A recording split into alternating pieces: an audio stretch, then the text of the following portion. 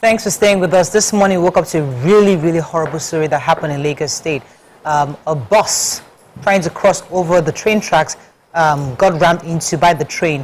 This happened in the early hours of this morning, and we'll have on the phone now the Director General of the Lagos State Emergency Management Agency, Dr. Oluwafemi Oke Osanyintolu, to give us an update on the rescue mission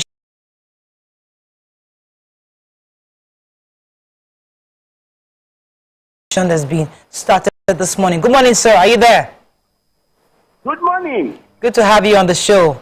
So we were hearing reports that this was a staff bus. Could you confirm that, please? Yes, it is a staff bus. A staff bus that is fully loaded, a luxurious bus. While crossing the railway crossing at PWUG, there was an accident that involved that luxurious bus with a moving train. And when the incident occurred at 7:20 a.m., we activated our emergency response plan under the watch of Mr. Governor, Mr. Babajide Olusola, and then we are able to rescue a lot of people, and they are receiving adequate treatment at Lagos State Teaching Hospital. And we recovered 2 bodies. We have completed the rescue operation. We are now in the recovery phase. And I can assure the good people of Lagos State that we are on top of the challenges. And not only that, our operation swift, prompt, effective, and efficient. All right, let's get a few more questions in for you, sir. Go ahead. If I just need clarity, did I hear 2 bodies? Did 2 people die? Yeah, 2 bodies, yes. 2 people died. Covered 2 bodies. Okay, what have you determined is the cause of the accident? You know, this is a rescue and operation going on. After we might have finished, then we will do a holistic investigation. Then we will be able to tell the good people of Lagos State what really causes this incident. Okay, I would just like to know for the unfortunate, the people that lost their lives, and I'm also assuming that there were other injured people. Is there a particular hospital they've already been taken to that families can go and, look for their loved ones? They've been taken to the Lagos State Teaching Hospital, where they are receiving adequate treatment. All hands are on deck. Now, let's talk about the driver. Was he apprehended, or did he run away, or is he alive? What happened? Was he able to be arrested for? I think the driver is among the casualties that are receiving treatment.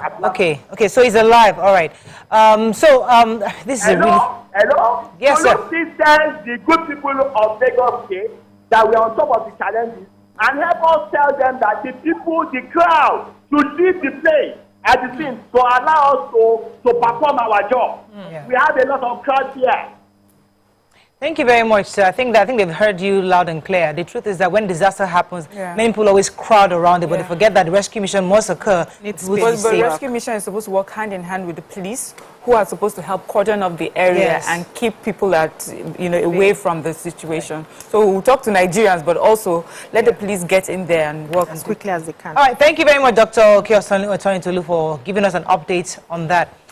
This is one of those stories that we hate because sometimes, as you said, investigation haven't been carried out yet, but from empirical observation, you can see that you shouldn't be on the train tracks in the first place. So we can suggest reckless driving on the part of the driver, maybe trying to see if he can quickly cross over before the train comes. But we also hear that the train honks. Yeah. At least for a while, but as it's approaching you, So, maybe he thought he could go fast, forgetting that you're not a small car, you're a bus. You better be very long bus.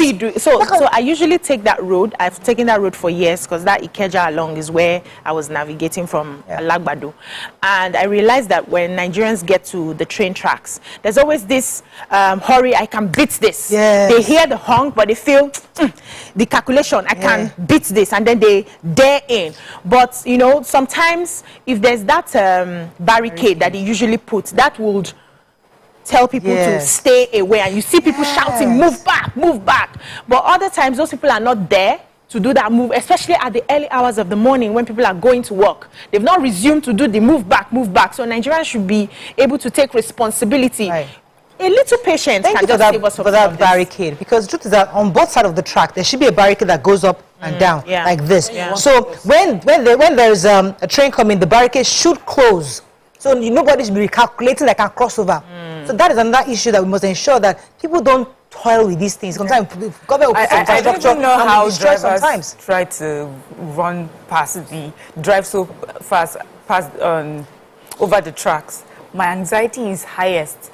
I mean, when I'm in the car, the driver is my neck, I'm looking down to see if a train is coming, you know. And that particular track runs through Yaba, and that's where I drive across. And it runs through just before a traffic light, so there's usually also traffic on top of that track. I do not like that, because I'm always wondering what happens if a train is coming and there's a red light and there's heavy traffic, and I just don't like that. I don't know how it is on the particular axis that this happened, but I know that that particular spot, I would like for government to find something to do about that. God forbid, but I feel like it's an accident waiting to happen. But I do know that you'd hear like a bell ringing. And there used to be a time, but I don't see it anymore. Maybe I've just not paid attention anymore. But I used to see someone, when the train would be coming, the person will come, he will raise a flag, right? And then they'll pull down that barricade. And, you know, it will stop cars from moving. But I don't see that as often. You hear the train coming and I don't see any barricade or anybody raising a flag. So that has they've already tampered with most of those barricades. Yes. So, except for the areas in Yaba, I don't see the gates anymore. And you know Nigerians, they go lose and carry the iron and run away.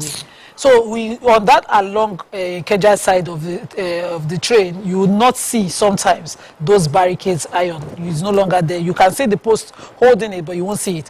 And this train only goes on a trip daily. From Ijoko all the way to Ido. After in the afternoon around 2:04, from Ido back to Ijoko, trip has ended. The timing is setting daily. People should know. People should know. So it's either this bus failed brake and jumped over the BRT, because it's a BRT bus. It has a BRT barricade on that express. Either he jumped it into that train, but the train is always innocent. But because it's a staff bus, I'm assuming we can actually know who the driver is. He can be prosecuted, and then also the employer or whoever had rented this will also be questioned. What kind of training did you give your drivers? I mean, these are except it was really an accident with a failed brake. You can come with a speed and jump over. So investigation has, because now we have the MD of the BRT here, so this is probably one of his staff. We don't know. So these are things that needs to be properly investigated, and we know, because somebody must take responsibility. So painful. This is such a painful, and our hearts go out to those who died. May their soul rest in peace. Let's go on a quick break. When we come back, move on to our other topics. Stay with us. We'll be right back.